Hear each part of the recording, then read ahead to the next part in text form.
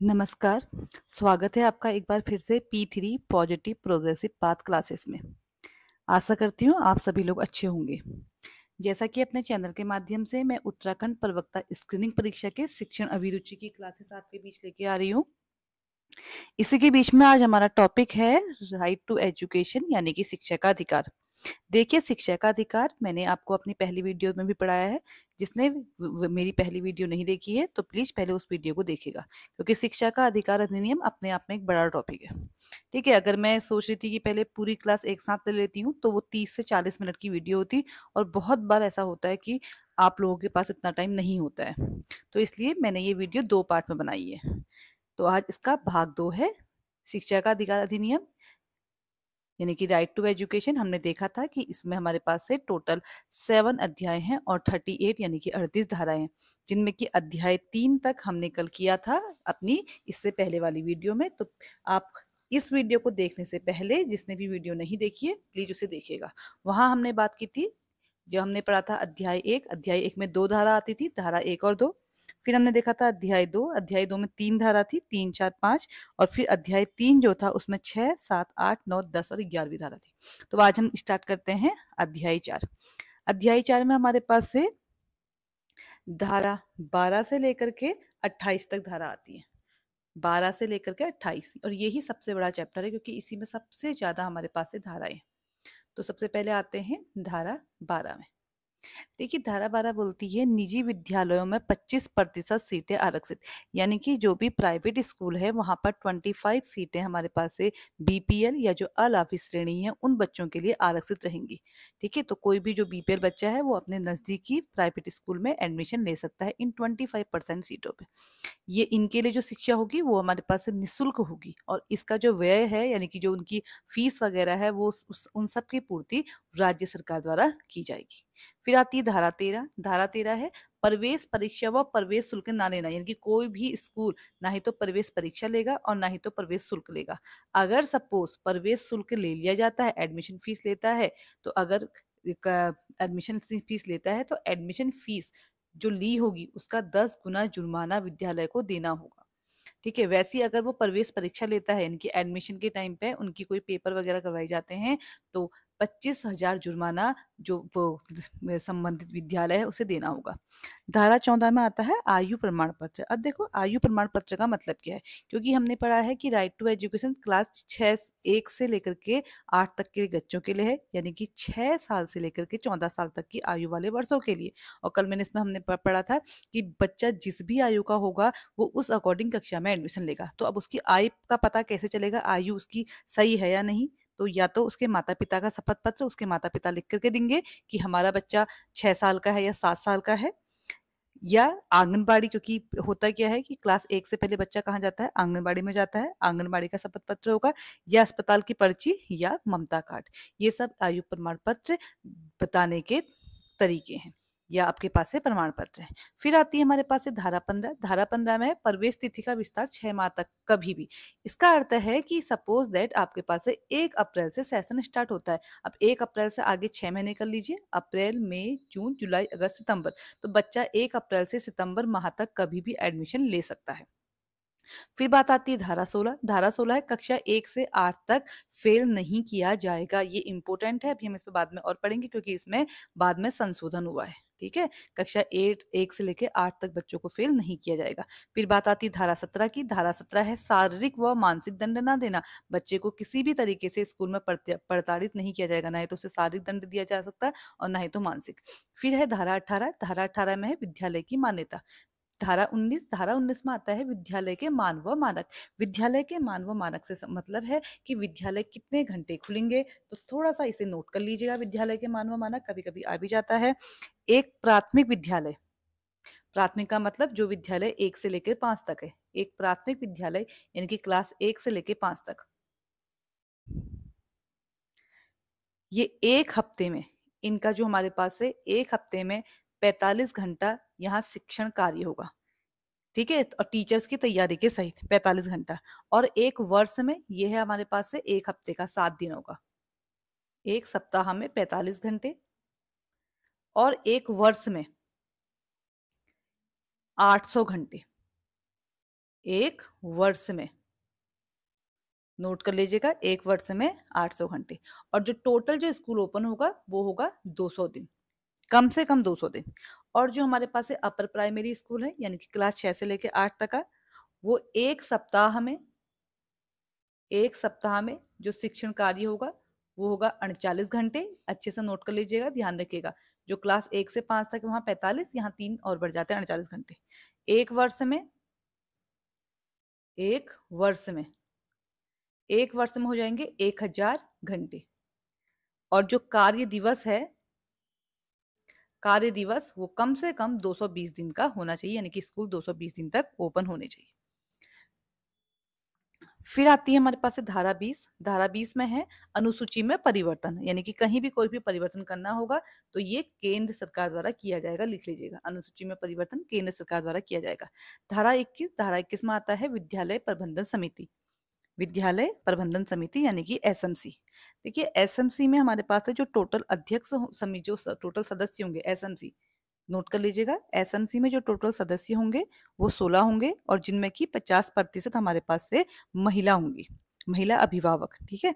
और इसका जो अध्यक्ष होता है एसएमसी का, ध्यान नोट कर लीजिएगा, एसएमसी का अध्यक्ष एसएमसी का अध्यक्ष एसएमसी का जो अध्यक्ष होता है वो अभिभावक होता है, इनकी कोई भी पेरेंट्स हो सकता है। फिर हमारे पास से उपाध्यक्ष की बात आती है। एसएमसी का उपाध्यक्ष ये भी अभिभावक होता है, लेकिन एसएमसी का जो सचिव है वो विद्यालय का प्रधानाध्यापक, या अगर हमारे पास से 1 से 5 तक का स्कूल है तो वहां का हेडमास्टर होता है। फिर आती है धारा 22। धारा 22 कहती है विद्यालय प्रबंध समिति, यानी कि ये एसएमसी है, एक विद्यालय विकास योजना बनाएगी। जनरली जो एसएमसी है वो 2 टाइप की होती है, एक होती है उसमें कार्यकारिणी समिति, एक होती है साधारण समिति। तो जो इनकी साधारण समिति होती है उसका मेन काम होता है ये एक विद्यालय विकास योजना बनाएगी। फिर है धारा 23। धारा 23 में है शिक्षकों की योग्यता और नियुक्ति। देखिए आपको लग रहा होगा कि हमें कितना सारा पढ़ना है, इतना नहीं पढ़ना है। एक दो बार भी अगर आप देखेंगे और कुछ इंपोर्टेंट धाराएं, तो पेपर में आपको चीजें याद आ जाएंगी, लेकिन अगर आपने जब एक बार देखा होगा चीज तभी आपको समझ में आएगा। ठीक है। धारा 23 में है शिक्षकों की योग्यता और नियुक्ति। फिर है धारा 24। धारा 24 में आते हैं शिक्षकों के कर्तव्य। धारा 25।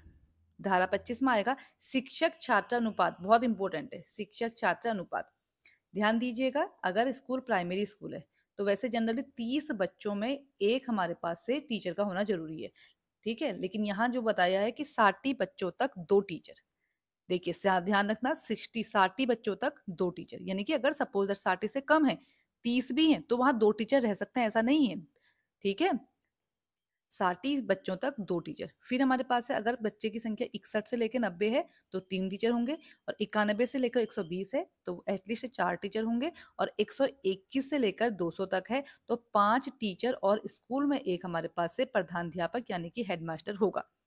ये ध्यान रखिएगा, जब बच्चे की संख्या 150 हो जाती है, जनरली 150 जैसे ही हो जाती है वैसे ही एक हेडमास्टर आ जाता है, यानी कि ध्यान से सुनना। 121 बच्चे हैं, अब सपोज दैट 121 से बच्चे 150 हो गए, 121 से बच्चे 150 हो गए तो हमारे पास से पहले कितने टीचर थे, यहाँ 4 टीचर थे, तो 4 टीचर प्लस एक हेडमास्टर जुड़ गया। अब जैसे ही 151 बच्चा हो जाएगा तो हमारे पास से क्या हो जाएंगे, 5 टीचर प्लस एक हेडमास्टर। ठीक है। फिर आती है बात क्लास 6 से लेकर के 8 तक के बच्चों की। जो क्लास 6 से लेकर के 8 तक के बच्चे हैं वहां हमारे पास से कम एक शिक्षक, यानी कि जितनी क्लासेस हैं कम से कम प्रति कक्षा एक शिक्षक होगा। सपोज दैट 6 7 8 ही है तो इसका मतलब 3 हमारे पास से टीचर का होना बहुत जरूरी है। अगर सपोज दैट सेक्शन बच्चों के हैं तो इसका मतलब हमारे पास जितने सेक्शन हैं उतने बच्चे होने जरूरी है, यानी कि स्कूल में जितनी भी क्लासेस हैं उतने बच्चों का होना जरूरी है, जिनमें से कि एक विज्ञान और गणित का, एक सामाजिक अध्ययन का और एक भाषा का होगा, लिख लीजिएगा। कम से कम एक शिक्षक। अब सपोज दैट क्लास 3 ही है, 6 7 8, क्योंकि कोई सेक्शन नहीं है, तो उसमें से एक शिक्षक हमारे पास से विज्ञान और मैथ्स का होगा, एक भाषा यानी कि लैंग्वेज का होगा, और एक होगा सामाजिक अध्ययन का। और जनरली हमारे पास से जो समूह होगा, एक ग्रुप होगा बच्चों का, वो 35 होगा। 35 बच्चों के ग्रुप में एक टीचर का होना जरूरी है। ये बात हो रही है क्लास 6 से लेकर के 8 तक की।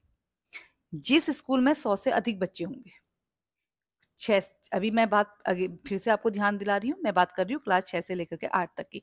अगर क्लास 6 से लेकर के 8 तक वाले स्कूल में 100 से अधिक बच्चे हैं, तो ऐसे सिचुएशन में यानी कि ऐसे विद्यालय में एक पूर्णकालिक प्रधानाचार्य यानी कि अब उनका एक प्रिंसिपल होगा, एक पूर्णकालिक प्रधानाचार्य, इसके साथ-साथ कला शिक्षा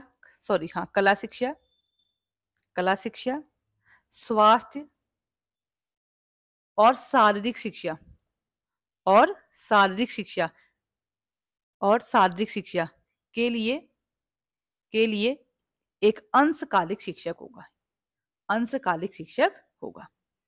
ठीक है, इसके बाद से आता है हमारे पास है धारा 26। धारा 26 में है रिक्त पदों को भरना। किनके रिक्त पदों को? टीचर्स के रिक्त पदों को भरना। आरटी के अकॉर्डिंग अधिकतम 10% पद ही रिक्त रह सकते हैं, 10% से ज्यादा पद रिक्त नहीं रह सकते। इसके बाद है धारा 27। धारा 27 बोलती है गैर शैक्षणिक कार्यों में नियुक्ति नहीं, यानी कि टीचरों की जो नियुक्ति है वो गैर शैक्षणिक कार्यों में नहीं होगी, लेकिन चुनाव, जनगणना और राष्ट्रीय आपदा को छोड़ करके, चुनाव, जनगणना और आपदा को छोड़ करके, ध्यान रखिएगा ये गैर शैक्षणिक कार्यों में नियुक्ति नहीं होगी, लेकिन किसे छोड़ करके? चुनाव, जनगणना और आपदा को छोड़ करके। फिर आती है धारा 28। धारा 28 आती है प्राइवेट ट्यूशन पर रोक, यानी कि जो भी टीचर हमारे पास से गवर्नमेंट वाले सरकारी हैं वो प्राइवेट ट्यूशन नहीं पढ़ाएंगे, ऐसा बोलती है धारा 28। तो ये था हमारे पास से अध्याय 4। इसके बाद से हम आते हैं अध्याय 5 की ओर को। जनरली जो हमारे पास से अध्याय 1 है, 2 है, 3 है, 4 है, वो बहुत ज्यादा इंपॉर्टेंट हैं। आप यानी कि 1 से लेकर के 28 तक की धारा को एक बार अच्छे से देख लीजिएगा। अध्याय 5, इसका नाम है प्रारंभिक शिक्षा, प्रारंभिक शिक्षा व पाठ्यक्रम। तो पहला है हमारे पास धारा 29। प्रारंभिक शिक्षा के पाठ्यक्रम का निर्माण व संचालन एससीईआरटी करेगी। जैसे एनसीईआरटी होती है वैसे जो स्टेट होते हैं सारे के सारे, वहां क्या होती है? एससीईआरटी। तो इनके पाठ्यक्रम का निर्माण और संचालन सब एससीईआरटी करेगी। अगला है हमारे पास से धारा 30। धारा 30 बोलता है प्रमाण पत्र प्राप्त करना व सीसीई का उल्लेख। प्रमाण पत्र का मतलब जो बच्चों का रिजल्ट मिलेगा या बच्चों का जो हमें मूल्यांकन करना है, इवोल्यूशन करना है। ठीक है, और सीसीई की फुल फॉर्म क्या है ये आप मुझे कमेंट बॉक्स में लिख के बताएंगे। इसके बाद आता है अध्याय 6। अध्याय 6 में है शिक्षा अधिकार का संरक्षण। शिक्षा अधिकार का संरक्षण, देखिए शिक्षा अधिकार का संरक्षण, इसमें 4 धाराएं हैं, 31, 32, 33, 34। 31 बोलता है शिक्षा अधिकारी की देखरेख, 32 बालकों की शिकायतों का निवारण, 33 है राष्ट्रीय सलाहकार परिषद का गठन और 34 आता है राज्य सलाहकार परिषद का गठन। इसके बाद है अध्याय 7। अध्याय 7 जो कि लास्ट है, इसमें है विस्तार। मैं अगेन आपको बोल रही हूँ, आप मेनली अध्याय 1, 2, 3, 4 यानी कि धारा 28 तक अच्छे से पढ़ेगा। अध्याय 7 में आता है विस्तार। इसमें है पहले धारा 35। ये बोलती है कि केंद्र सरकार को अधिनियम के कार्यान्वयन के लिए उपयुक्त सरकार या स्थानीय प्राधिकरण को दिशा निर्देश और निर्देश जारी करने की शक्ति देता है। ठीक है, यानी कि जो हमारे पास से केंद्र सरकार है, यानी कि जो सेंट्रल गवर्नमेंट होगी, केंद्र क्या करेगा हमारे पास से? उपयुक्त सरकार को और जो स्थानीय प्राधिकरण है उन्हें दिशा निर्देश और निर्देश जारी करने का काम करेगा। धारा 36। धारा 36 में आता है अपराधों पर मुकदमा चलाने के लिए अपराधों पर मुकदमा चलाने के लिए प्राधिकृत अधिकारी, ध्यान रखिएगा इसे थोड़ा सही कर लीजिएगा, प्राधिकृत अधिकारी की पूरी स्वीकृति। धारा 37 ये है उचित सरकार और स्थानीय प्राधिकरण को सद्भावना पूर्वक की गई कार्रवाई के लिए कानूनी मुकदमों या कार्रवाइयों से बचाता है। फिर बात आती है धारा 38 की। धारा 38 है राज्यों द्वारा केंद्र की योजनाओं का क्रियान्वयन, यानी कि केंद्र ने जो भी पॉलिसी या जो भी योजनाएं चलाई हैं, राज्य उन्हें क्या करेगा? अपने जो राज्य सरकार है वो क्या करेगी? अपने राज्य में उनका क्रियान्वयन करेगी, यानी कि उनको लागू करेगी। तो ये था हमारे पास से आरटीई के 7 अध्याय और 38 धाराएं, जिनमें मैं अब बार बार आपको बोल रही हूँ अध्याय 1 से अध्याय 4 तक बहुत इंपॉर्टेंट है, उन्हें आपको जनरली पढ़ना है। ठीक है, अब आता है हमारे पास से धारा 16 में संशोधन। तो अभी आपको ध्यान रखो, धारा 16 क्या थी? धारा 16 थी कि 1 से 8 तक के बच्चों को फेल नहीं किया जाएगा। तो इसमें संशोधन किया गया है 2019 में। ठीक है, शिक्षा का अधिकार संशोधन एक्ट 2019 के नाम से भी जाना जाता है और 1 मार्च 2019 से लागू है। 1 मार्च 2019 से लागू हो क्या रहा था कि 1 से लेकर के 8 तक के बच्चों को फेल नहीं करना था, लेकिन जब बच्चे 9 में जा रहे थे या 10 में जा रहे थे, बोर्ड में बहुत ज्यादा क्या होता है? फेल होते, रिजल्ट खराब आ रहा था। तो इसके लिए कक्षा 5 व 8 की वार्षिक परीक्षाओं में जो बच्चा फेल हो जाता था, उसे 2 महीने के अंदर, यानी कि अगर बच्चा 5 में और 8 में फेल हो गया तो उसे हम फेल तो नहीं कर सकते, लेकिन उसे क्या करेंगे, 2 महीने के अंदर उसे विशेष प्रशिक्षण दिया जाएगा। 2 महीने का उस बच्चे को विशेष प्रशिक्षण दिया जाएगा और उसके बाद उसके 2 बार एग्ज़ाम होंगे, री-एग्ज़ाम होंगे। पहली बार में पास हो जाता है तो 6 में डाल देंगे। सपोज़ दैट पास नहीं हो पाया, फिर से हमारे पास से उसका क्या होगा, उसको फिर से प्रशिक्षण दिया जाएगा और फिर से उसके एग्ज़ाम होंगे, तब जाके उसकी क्लासेस बदलेंगी। अगर 2 बार में भी वो पास नहीं हो पाता है, सपोज़ दैट, तो समुचित सरकार विद्यार्थी को उक्त कक्षा में रोकने की अनुमति देगी। ठीक है, विद्यालय खुद नहीं करेगा, जो वहाँ पे स्थानीय प्राधिकारी हैं या शिक्षा अधिकारी हैं, वो हमारे पास से बताएंगे कि उसको आगे क्लासेस में भेजना है या वहीं पर रोक देना है। तो ये था हमारे पास से आरटी शिक्षा का अधिकार से संबंधित कुछ इम्पोर्टेंट हमारे पास से पॉइंट जो मैंने आपको करा दिए हैं। एक बार ध्यान रखना, थोड़ा सा जो धाराएं ज़्यादा इंपॉर्टेंट है, जैसे धारा 1 है, धारा 1 में क्या था हमारे पास, नाम वगैरह था कि इसका नाम क्या है, कब से लागू हुआ है। धारा 2 थी हमारे पास से, धारा 2 में हमने देखा था कि इसमें बहुत सारी उपधाराएं थी, जिसमें लिखा था अभावग्रस्त बालकों की संख्या, पिछड़े वर्ग के बालकों की बालकों की शिक्षा, और बालक से आशय बार-बार बताया था धारा 2 में। ये क्वेश्चन बहुत इंपॉर्टेंट है। बालक से आशय कहाँ क्या है हमारे पास से, 6 से 14 साल, ठीक है। विद्यालय के 4 प्रकार बताए गए थे, ये धारा 2 में बताए गए थे। ये पेपर में कभी क्वेश्चन आया भी है कि कौन सी धारा में बालकों की आयु का निर्धारण किया गया है, तो धारा 2 है। वैसे ही धारा 3 हमारे पास थी, निःशुल्क एवं अनिवार्य धारा 3 क्या थी हमारे पास से, निःशुल्क एवं अनिवार्य शिक्षा का अधिकार 6 से 14 साल के बच्चों को ही दिया जाएगा। वैसे कुछ धाराएं बहुत इंपॉर्टेंट है हमारे पास है, वो आपको देखनी, जैसे कि धारा 7 है। अब धारा 7 क्या कहती थी, याद करो थोड़ा सा, कल आपने पढ़ा होगा, ठीक है। धारा 7 क्या कहती थी, वित्तीय प्रबंधन। वित्तीय प्रबंधन यानी कि जो वित्त है, इनकी 1 से लेकर के जो 14 साल की, सॉरी 1 से लेकर के 8 तक की क्लास में जो बच्चे फ्री में पढ़ रहे हैं, तो उनका वित्तीय वहन कौन करेगा, राज्य व केंद्र सरकार करेंगी। वैसे ही हमने देखा था एक धारा 9 क्या था, स्थानीय प्राधिकारी के कर्तव्य, और माता पिता के कर्तव्य किस में आते थे, धारा 10 में। धारा 10 में। धारा 16 बहुत इंपॉर्टेंट है, जिसमें बोला गया है कि बच्चे को फेल नहीं किया जाएगा। शिक्षकों के कर्तव्य किस में आते हैं, धारा 24 में, अभी हमने देखा था। तो इस तरीके से जब आप पूरा पढ़ लेते हैं, तो थोड़ा बहुत खुद को ही रीटेस्ट कीजिएगा, खुद को चेक कीजिएगा कि बीच में कोई भी धारा उठा करके क्या आपको याद है या नहीं है। सपोज दैट धारा 17 है, बार बार बोलते हैं ना, आप लोग में से बहुत लोग प्राइवेट स्कूल या किसी स्कूल में पढ़ाते होंगे, तो बहुत बार बोलते हैं कि बच्चों को ना मारो, बच्चों को मत मारो। आप जानो कि आपको कैसे काम करना है, लेकिन बच्चे को कुछ भी नहीं होना चाहिए, क्योंकि ये किसमें लिखा है, आरटी में। अब ये कौन सी उसमें लिखा है कि बच्चों को नहीं मारना है, शारीरिक दंड मानसिक दंड तो कुछ भी नहीं देना है, धारा 17 में। तो इस तरीके से आप जब इस टॉपिक को पढ़ लेंगे, तो अपने को खुद से एक बार रिटेस्ट कीजिएगा, ठीक है। तो आई होप आपको मेरी क्लासेस अच्छी लगी होंगी, आपने प्रॉपर नोट्स बनाए होंगे। तो मेरी क्लास को अगर आपको अच्छी लगती है, लाइक कीजिए, शेयर कीजिए, सब्सक्राइब कीजिए। मिलते हैं अगली क्लास में, तब तक के लिए मेरे साथ बने रहिए। धन्यवाद।